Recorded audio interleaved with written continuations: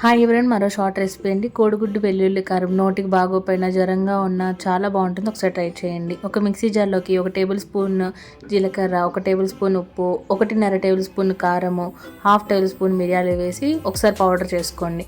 దీంట్లోకి ఇప్పుడు ఒక 8 ఎల్లుల్లిపాయలు తీసుకొని చక్కగా ముద్దలా చేసుకోండి. ఇలా అవుతుంది. దీన్ని పక్కన పెట్టేసుకొని ఒక బాండిలోకి ఆయిల్ యాడ్ చేసేసి హీట్ అయినాక జీలకర్ర, ఆవాలు, పచ్చెనపప్పు, కట్ చేసి పెట్టుకున్న ఉల్లిపాయలు, కొంచెం పసుపు, టేస్ట్ తగ్గంత సాల్ట్ కూడా యాడ్ చేసేసుకొని ఆనియన్స్ని ఫ్రై అవ్వనివ్వండి. ఆనియన్స్ కొంచెం ఫ్రై అవ్వగానే 3 గుడ్డుల్ని దీంట్లోకి వేసుకుందాం. నేను చూపిస్తున్నాను కదా, ఒక్కొక్కటి సపరేటెడ్గా దూరంగా డ్రాప్ చేసుకోండి. మూత పెట్టేసి ఒక 2 నిమిషాలు దాన్ని వేగనివ్వండి. ఇలా కొంచెం చుట్టూరు క్రిస్పీగా అవ్వగానే ఒకసారి మిక్స్ చేసుకొని పెద్ద పెద్ద ముక్కలుగా కట్ చేసుకొని మనం ముందుగానే మిక్సీ చేసి పెట్టుకున్న పేస్ట్ని కూడా యాడ్ చేసి దాన్ని కూడా కొంచెం నూనెలో ఫ్రై అవనిచ్చి మొత్తం కలిపేసుకొని సర్వ్ చేసుకోండి. చాలా అంటే చాలా బాగుంటుంది. ఒకసారి ట్రై చేయండి.